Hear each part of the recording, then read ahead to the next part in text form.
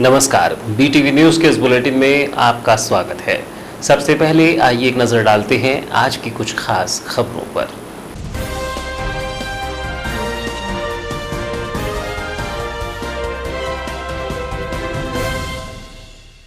Corona संकट के बीच blood bank में खून की कमी, स्टॉक के लिए नहीं है रक्त, भटकते हैं जरूरतमंद। लॉकडाउन में ब्लड की कमी का संकट, रक्त की मांग और आपूर्ति में बड़ा अंतर, ब्लड बैंक में नहीं हो पा रहा है रक्त संग्रह। कोविड-19 का असर, नहीं मना विश्व धरोहर दिवस, बालाघाट में सहेजी गई है कई धरोहरें। नैरोगेज बोगी, पुरातात्विक प्रतिमाएं हैं प्रमुख धरोहर। लांजी का किला, हट्टा की बावली हैं धरोहरों में शुमार। और चोरी के मामलों में वारासिवनी पुलिस को मिली बड़ी सफलता, पुलिस ने 7 चोरियों के मामलों का किया खुलासा। मामले में 3 आरोपी किए गए गिरफ्तार, एक आरोपी अब भी है फरार। चोरी किया हुआ माल भी किया गया बरामद। और अब समाचार विस्तार से। पानी के बाद सबसे जरूरी तरल तत्व रक्त है। विज्ञान ने खूब तरक्की तो की है, लेकिन ब्लड को कहीं तैयार नहीं किया जा सकता। एक व्यक्ति से दूसरे को खून दिया जाता है। कोरोना संकट के इस दौर में जब से लॉकडाउन जारी है, तभी से जिला ब्लड बैंक में रक्त की कमी हो गई है। प्रतिदिन जितने मरीजों को रक्त की आवश्यकता होती है, वह तो जैसे तैसे मिल जाता है, लेकिन आपात अवस्था के लिए रक्त का स्टॉक नहीं हो पा रहा है।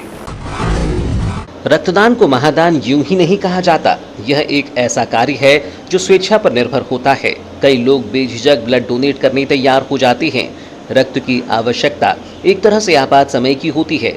अगर जरूरतमंद को ब्लड नहीं मिला तो उसकी जान भी जा सकती है।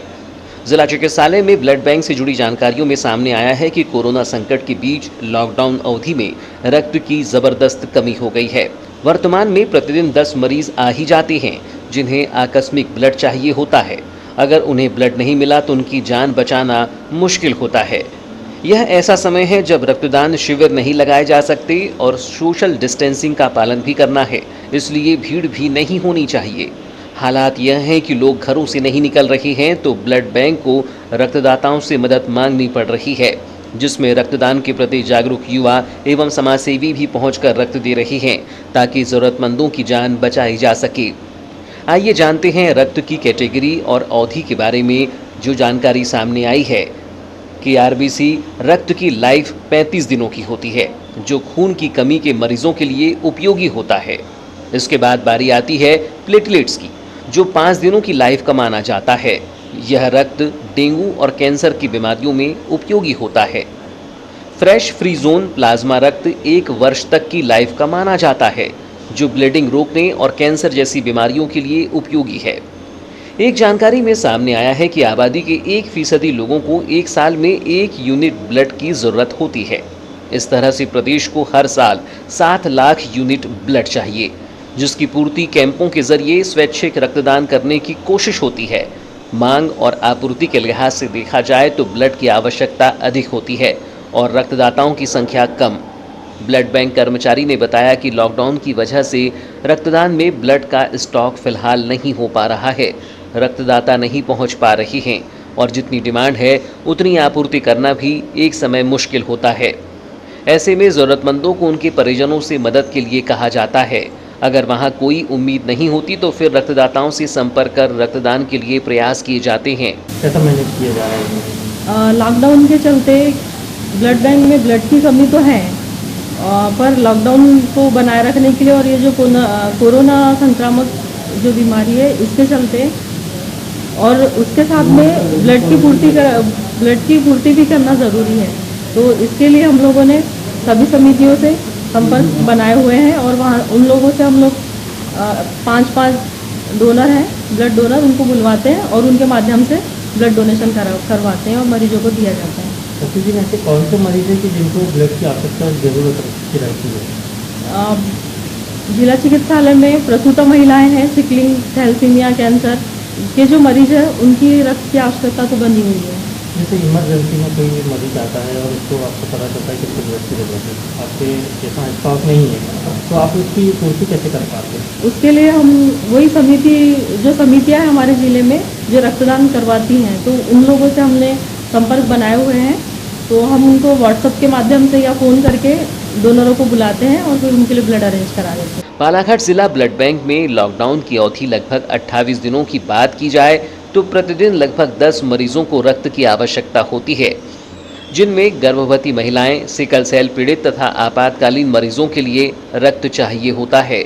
ऐसे में रक्त संग्रहित करके रख पाना वर्तमान परिस्थिति में बेहद मुश्किल है, क्योंकि ना तो कोई रक्तदान शिविर लग पा रहा है और ना ही बड़ी संख्या में रक्तदाता यहां पहुंचकर रक्तदान कर सकते हैं। इक्का दुक्का रक्तदाताओं के पहुंचने का क्रम जारी होता है और जैसे तैसे पूर्ति हो पाती है। औसतन माना जाए तो 28 दिनों में ब्लड बैंक से 280 यूनिट ब्लड की मांग पहुंची, जबकि इसकी आपूर्ति कर पाना दिक्कतों से भरा था। वर्तमान में यह परिस्थिति है कि मरीजों को ही डोनर उपलब्ध कराने को कहा जाता रहा है, जो उनके लिए कठिन होता है, जबकि ब्लड बैंक भी अपने स्तर से ऐसे लोगों को संदेश भेजता है जो स्वयंसेवी संस्थाओं से जुड़े हैं या फिर समाज सेवी हैं। रक्तदान के प्रति रुचि रखने वाले किसी की जान बचाने के लिए दौड़ कर चले आ रहे हैं और जैसे तैसे 10 यूनिट ब्लड की आपूर्ति हो रही है, जो इस परिस्थिति में बेहद कम है, क्योंकि आपात अवस्था में रक्त के अभाव में कब किस मरीज की जान चली जाए यह समझा जा सकता है। BTV न्यूज़ के लिए कैमरामैन शहबाज खान के साथ कादिर शेख की रिपोर्ट। प्रतिवर्ष 18 अप्रैल को विश्व धरोहर दिवस मनाया जाता है, लेकिन इस बार कोरोना लॉकडाउन के चलते इस महत्वपूर्ण दिवस पर कोई आयोजन नहीं हुए। इस साल विश्व धरोहर दिवस का विषय साझा संस्कृति, साझा विरासत और साझा जिम्मेदारी घोषित की गई है, परंतु पूरी दुनिया कोविड-19 महामारी से जूझ रही है। इसे ध्यान में रखते हुए विश्व विरासत संगठन ने इंटरनेट के माध्यम से इस दिवस को मनाने का फैसला लिया है। यदि हम बालाघाट जिले की बात करें तो यहाँ पर ऐतिहासिक और प्राचीन धरोहरों को सहेजने के लिए इतिहास एवं पुरातत्व शोध संस्थान के माध्यम से कार्य किया जाता है। इसी संस्था की बदौलत बालाघाट नगर में धरोहर जंक्शन के तौर पर विलुप्त हो चुकी नैरोगेज बोगी को स्थापित किया गया है। इसके अलावा जिले के विभिन्न क्षेत्रों से प्राप्त पाषाण मूर्तियों को भी यहाँ पर एकत्रित कर उनका वर्णन किया गया है। वैसे तो इस संग्रहालय में प्रतिवर्ष धरोहर दिवस मनाया जाता है, लेकिन इस बार लॉकडाउन के कारण यहाँ पर ऐसा कोई कार्यक्रम नहीं हुआ। जिले में इतिहास एवं पुरातात्विक धरोहरों की बात करें तो हट्टा की बावली, लांजी का किला, बैहर का जोड़ा मंदिर, गोमजी सोमजी मंदिर सहित अन्य स्थल काफी महत्वपूर्ण हैं। विश्व धरोहर दिवस के इतिहास की बात करें तो यह दिन संरक्षित स्थलों पर जागरूकता के लिए सांस्कृतिक, ऐतिहासिक एवं प्राकृतिक विरासतों की विविधता और रक्षा के लिए 18 अप्रैल को वर्ल्ड हेरिटेज डे मनाने की शुरुआत हुई थी। ट्यूनीशिया में international council of mountain and site द्वारा आयोजित एक संगोष्ठी में इसे 1982 को विश्व धरोहर दिवस मनाने का सुझाव दिया गया, जिसे बाद में कार्यकारी समिति ने स्वीकार करते हुए 1983 में यूनेस्को के सम्मेलन के 22वें सत्र में हर साल 18 अप्रैल को मनाने का प्रस्ताव पारित किया था। BTV के लिए कैमरामैन शहबाज खान के साथ अनुराग झा की रिपोर्ट। वारासिवनी नगर में बीते दिनों हुई चोरियों के मामले में पुलिस को बड़ी सफलता हाथ लगी है। पुलिस ने लगभग 7 चोरी के मामलों का खुलासा करते हुए 3 आरोपियों को गिरफ्तार किया है। साथ ही चोरी किया गया माल भी बरामद कर लिया है। आपको बता दें कि चोरों ने वारासिवनी सहित बालाघाट कोतवाली थाना क्षेत्र में भी चोरी की घटना को अंजाम दिया था।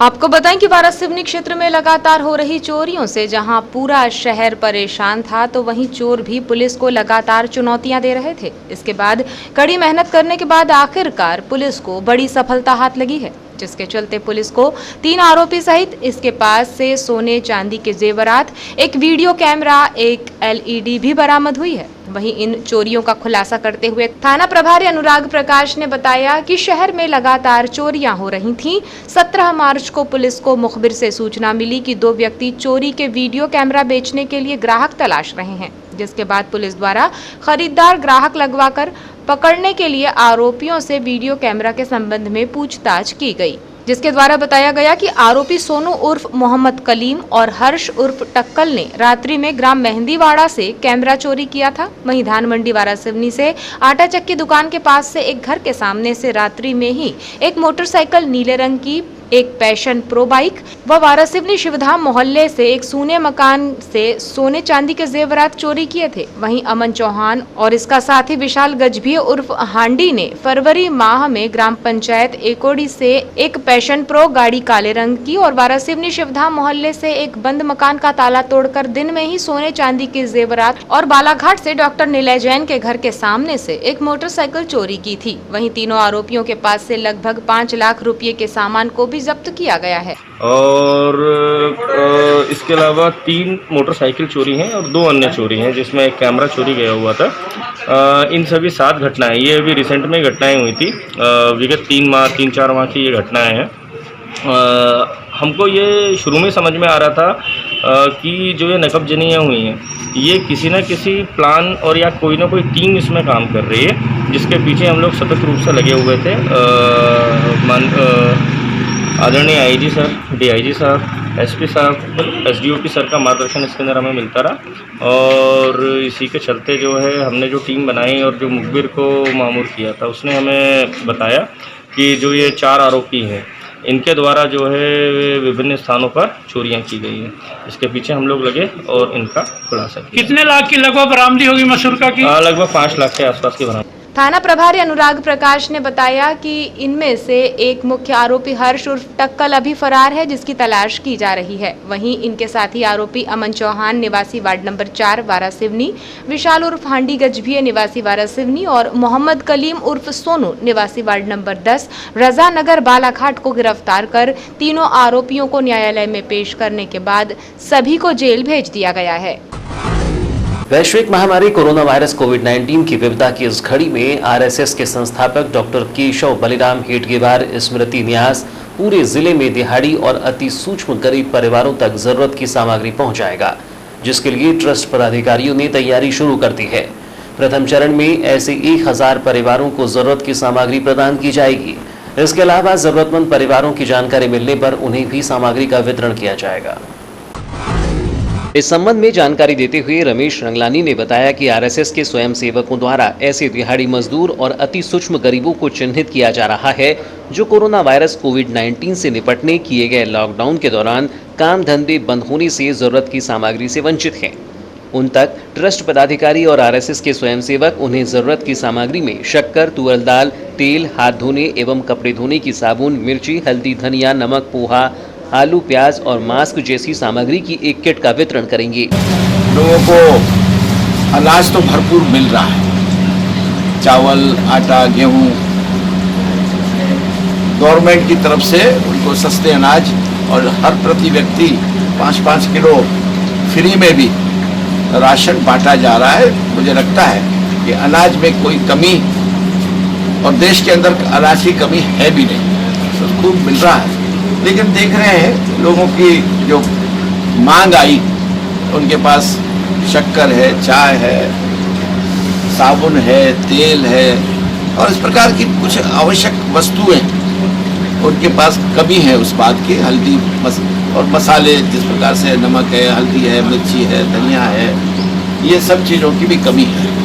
तो हमने सोचा एक छोटा सा उपक्रम किया। करीबन 270-75 रुपये का एक पैकेट बनता है हमारा, और उससे करीबन 1000 पैकेट प्रारंभिक दौर में हमने बनाने का निश्चय किया कि 1000 पैकेट हम बनाएं, लोगों को सहयोग लेकर के। कोई हमने अपने नहीं है, सबसे मिला जुला जितने हमारे कार्य।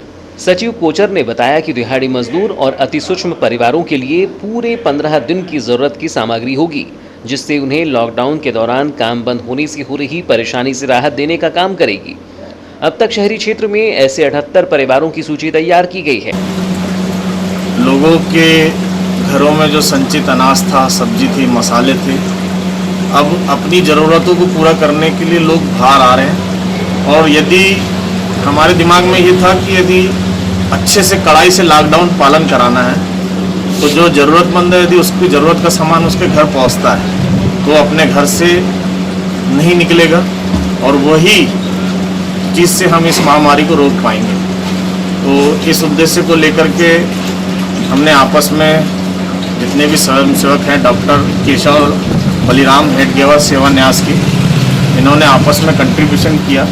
आम लोगों का भी भारी सहयोग हमको मिल रहा है और अभी हमने प्रारंभिक दौर में 1000 परिवारों तक पहुंचने की एक रूपरेखा बनाई है और जो लॉकडाउन के अंतिम दिन तक यह सेवा का प्रकल्प निरंतर चलेगा और केवल मनुष्यों की नहीं, हम मूक पशुओं की भी बड़े जहां तक कोशिश कर रहे हैं। सबसे खास बात यह है कि जहां कई समाजसेवी और दानदाता दिहाड़ी मजदूरों और गरीब परिवारों तक जरूरत की सामग्री देने के दौरान फोटोग्राफी कर अपनी सेवा को प्रदर्शित कर रहे हैं, तो ऐसी स्थिति में वह परिवारों की मजबूरी भी सामने आ रही है, जिसमें कई लोग ऐसे हैं जो इससे व्यथित भी हो रहे हैं, किंतु दान की फोटो दिखाने वालों को इससे कोई फर्क पड़ता दिखाई नहीं दे रहा है।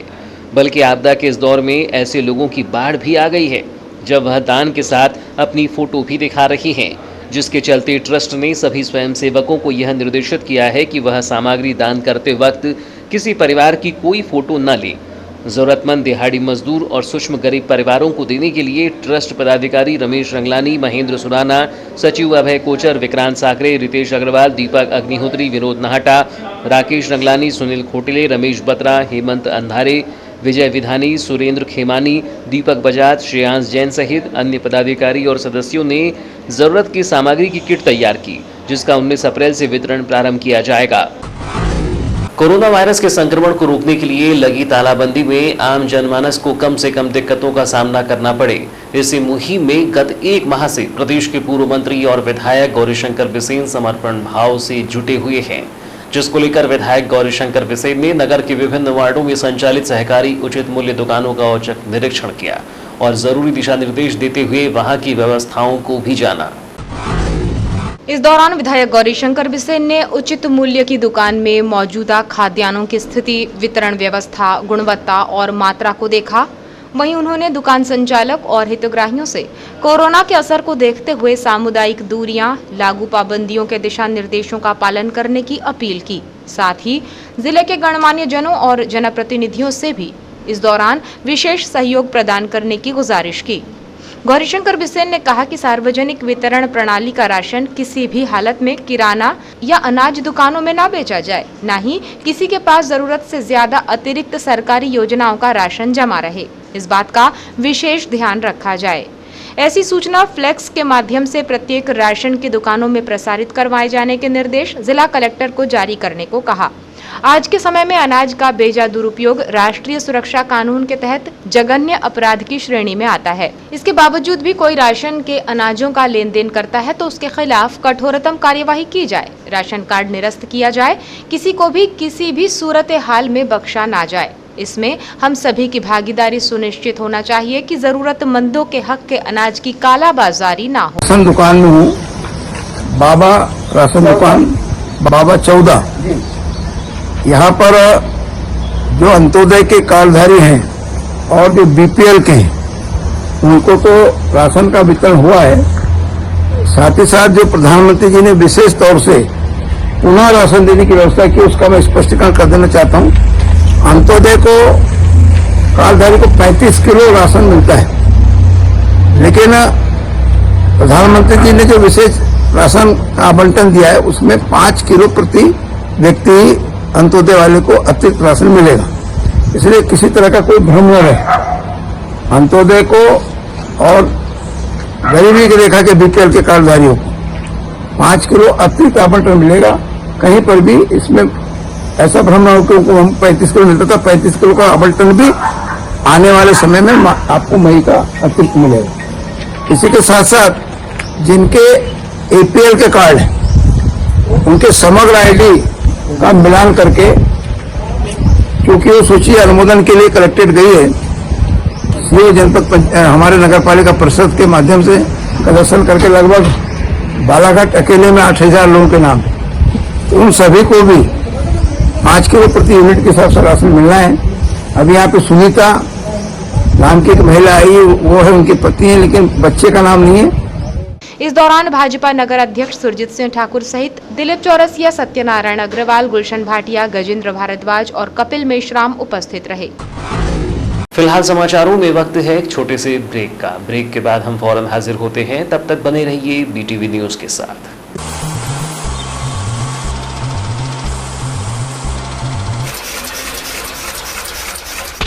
बालाघाट जिले की निष्पक्ष निर्भीक खबरों के लिए पढ़ते रहिए जिले का सर्वाधिक लोकप्रिय विश्वसनीय अखबार दिव्य एक्सप्रेस। बालाघाट, छिंदवाड़ा, सिवनी, बैतूल, नरसिंहपुर, मंडला जिलों से प्रसारित।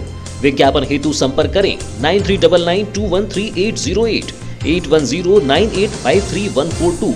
कार्यालय दीनबंधु चौक, बालाघाट।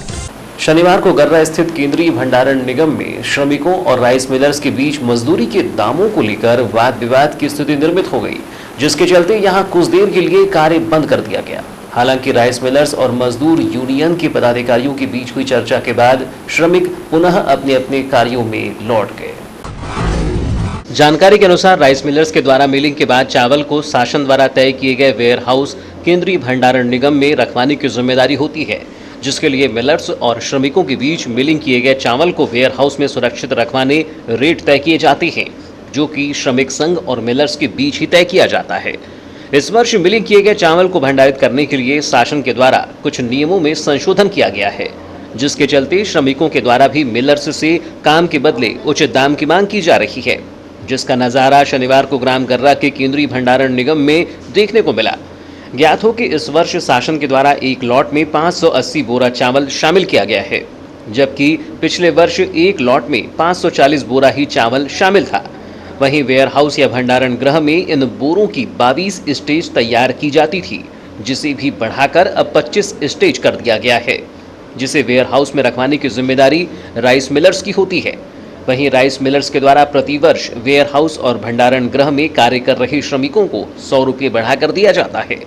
लेकिन शनिवार को शासन के द्वारा जारी किए गए नए नियमों को लेकर श्रमिकों और राइस मिलर्स के बीच कुछ वाद विवाद की स्थिति दिखाई दी, जिसके बाद वैनगंगा मजदूर यूनियन के अध्यक्ष विशाल बिसेन और राइस मिलर्स के बीच विवाद को सुलझाने चर्चा की गई। इस दौरान वैनगंगा मजदूर यूनियन के अध्यक्ष विशाल बिसेन ने बताया कि प्रतिवर्ष जब नया लॉट आता है उसके रेट का निर्धारण किया जाता है। इस वर्ष मजदूरों के द्वारा मांग की जा रही है कि रेट को बढ़ाना चाहिए, जिसके लिए राइस मिलर्स से चर्चा की गई है। राइस मिलर्स भी मजदूरों की मांगों से सहमत नजर आ रही हैं।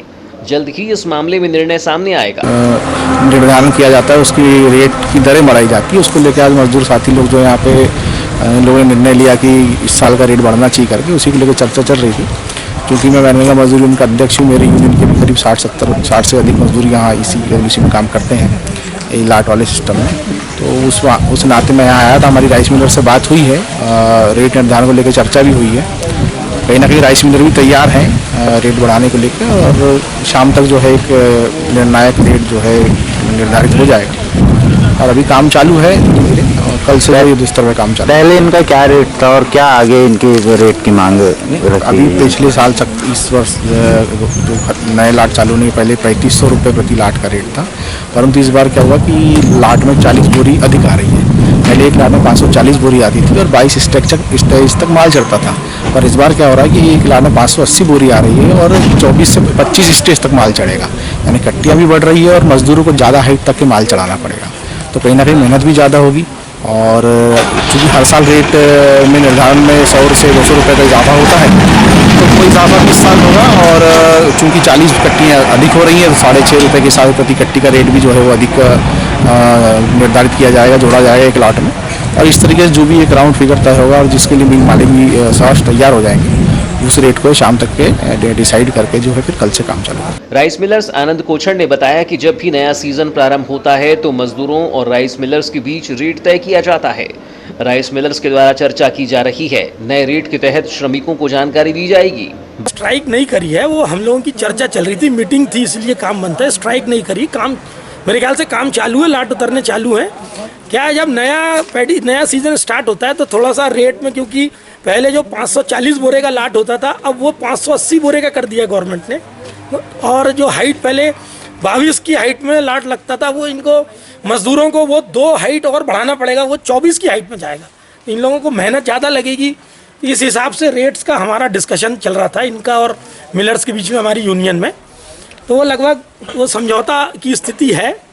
10, 20, 50 रुपये का वर्थ दोनों के उसमें अंतर है। उसको हम लोग आज शाम तक उसको क्लेरिफाइड करके, लेकिन काम बंद नहीं, काम हम लोगों का चालू रहेगा। क्या मांग है तो इन लोगों की? कितना? नहीं, मांग कुछ नहीं, रेट हर बार तय होते हैं। जब भी नया सीजन स्टार्ट होता है तो हर बार रेट्स तय होते हैं। तो जैसे धान के लोडिंग के भी रेट तय हो गए, वो भी 5 पैसे बढ़ गए पिछले साल से, शायद 2 रुपये 75 पैसे हो गया। वैसे इन लोगों के भी जो लाट के रेट है, क्योंकि कुछ सिस्टम गवर्नमेंट ने चेंज किया इसीलिए, नहीं तो हर बार 100-200 रुपये ऐसे ही बढ़ जाता था बिना दिक्कत के। इसलिए इस बार थोड़ा सा, क्योंकि 300-400 रुपये का फर्क पड़ रहा है, इसलिए थोड़ा सा डिस्कशन हो रहा है। कोरोना वायरस के संक्रमण को रोकने के लिए स्थानीय प्रशासन लगातार आमजनों को जागरूक कर घर में रहने की सलाह दे रहा है। इस लॉकडाउन को सफल बनाने के लिए प्रशासनिक अधिकारियों द्वारा हर संभव प्रयास किए जा रहे हैं, जबकि अपने कर्तव्य का निर्वहन करते हुए पुलिसकर्मियों का हौसला भी विभाग के द्वारा बढ़ाया जा रहा है। लॉकडाउन के दौरान जहां पुलिस विभाग के द्वारा नगर में आम जनों को घरों पर रहने की अपील के साथ फ्लैग मार्च निकालकर हिदायत दी जा रही है, तो वहीं लगभग 8 घंटे तक अपने कर्तव्य का निर्वहन कर रहे पुलिसकर्मियों का भी पुलिस विभाग हौसला बढ़ाते हुए दिखाई दे रहा है। नगर मुख्यालय में अजाक एसपी रश्मि डाबर सहित बालाघाट पुलिस की टीम नगर के चौक चौराहों सहित तंग गलियों में पहुंचकर देशभक्ति गीतों के माध्यम से पुलिसकर्मियों की हौसला अफजाई करने में लगी हुई हैं। शनिवार को जहां अजाक एसपी रश्मि डाबर ने नगर के गुजरी बाजार पहुंचकर देशभक्ति गीतों के माध्यम से पुलिसकर्मियों का उत्साहवर्धन किया, तो वहीं बालाघाट पुलिस के जवान राजेश तिवारी, एसआई अमित भावसार, सूबेदार एम राय सिंह सहित अन्य आरक्षकों ने नगर के वार्ड क्रमांक 27 और 26 में पुलिसकर्मियों का उत्साहवर्धन करते हुए नगर वासियों को लॉकडाउन के दौरान घरों पर रहने की अपील की। मुख्यालय में आयोजित किए गए इस कार्यक्रम का यहां निवासरत लोगों ने घरों से ही लुत्फ उठाया। आपको बताएं कि शनिवार को एसपी अजाक रश्मि डाबर नगर के गुजरी बाजार क्षेत्र में पहुंची थी और उन्होंने लोगों से घरों में रहने की अपील करते हुए अपनी आवाज से सुमधुर गीत की प्रस्तुति दी। ये प्रस्तुति पुलिस कर्मियों के उत्साहवर्धन और आम लोगों को कोरोना वायरस से निपटने के लिए किए गए लॉकडाउन के प्रति जागरूक करने के लिए की गई। बालाघाट पुलिस के द्वारा की जा रही इस पहल की लोगों ने भी जमकर सराहना की। देश में कोरोना संक्रमण को देखते हुए जहां आगामी 3 मई तक लॉकडाउन को बढ़ाया गया है, तो वहीं बालाघाट कलेक्टर ने आगामी 3 मई तक जिले में टोटल लॉकडाउन घोषित किया है। हालांकि लॉकडाउन के दौरान जिला प्रशासन ने कुछ रियायतें दी हैं, लेकिन कुछ लोगों के द्वारा उसका फायदा भी उठाया जा रहा है, जिसका नजारा शनिवार को वारासिवनी क्षेत्र में देखने को मिला। हालांकि मामले की जानकारी लगने के बाद प्रशासन हरकत में आया और कार्यवाही को अंजाम दिया। आपको बताएं कि लॉकडाउन के दौरान अति आवश्यक सामग्री जैसे दवाई दुकान, सब्जी, फल और किराना दुकान वालों को अलग अलग समय निर्धारित किया गया है, लेकिन कुछ लोगों के द्वारा इन नियमों का उल्लंघन किया जा रहा है, जिसका नजारा शनिवार को वारासिवनी नगर के बस स्टैंड परिसर में दिखाई दिया।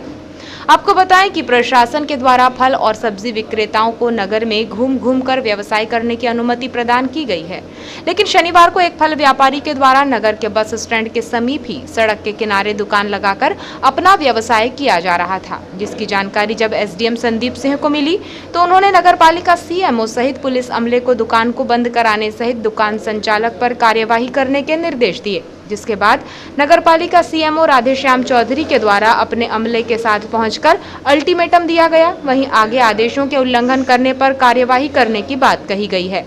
इस संबंध में नगरपालिका सीएमओ राधेश्याम चौधरी ने कहा कि एसडीएम साहब के निर्देश पर आज ये कार्यवाही की गई है। वहीं अगर कोई भी व्यापारी निर्धारित समय का उल्लंघन करता है तो उन पर उचित कार्यवाही की जाएगी। लॉकडाउन के चलते व्यापारियों को बार बार निर्देश दिया गया है कि समय सीमा पे दुकान लगाएं और उसके बाद में जो भी जल्दी मिलती दुकान होना चाहिए।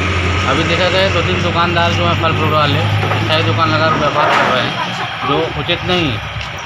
माननीय एसडीएम साहब का फ़ोन आया और उसमें मैंने तत्काल कार्रवाई की और सामान जब्ती की जाकर कार्रवाई भी अदंड किए जाएगा।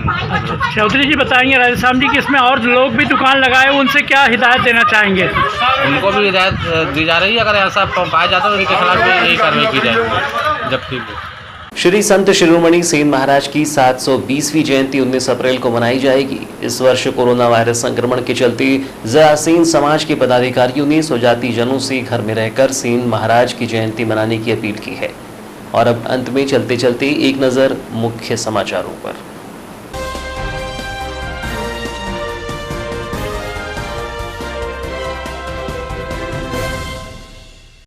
कोरोना संकट के बीच ब्लड बैंक में खून की कमी, स्टॉक के लिए नहीं है रक्त, भटकते हैं जरूरतमंद। लॉकडाउन में ब्लड की कमी का संकट, रक्त की मांग और आपूर्ति में बड़ा अंतर, ब्लड बैंक में नहीं हो पा रहा है रक्त संग्रह। कोविड-19 का असर, नहीं मना विश्व धरोहर दिवस। बालाघाट में सहेजी गई है कई धरोहरें। नैरोगेज बोगी, पुरातात्विक प्रतिमाएं हैं प्रमुख धरोहर। लांजी का किला, हट्टा की बावली हैं धरोहरों में शुमार। और चोरी के मामलों में वारासिवनी पुलिस को मिली बड़ी सफलता। पुलिस ने 7 चोरियों के मामलों का किया खुलासा। मामले में 3 आरोपी किए गए गिरफ्तार। एक आरोपी अब भी है फरार। चोरी किया हुआ माल भी किया गया बरामद। तो ये थी अब तक की खबरें। नई खबरों के साथ एक बार फिर हम हाजिर होंगे। तब तक के लिए दीजिए इजाजत। नमस्कार।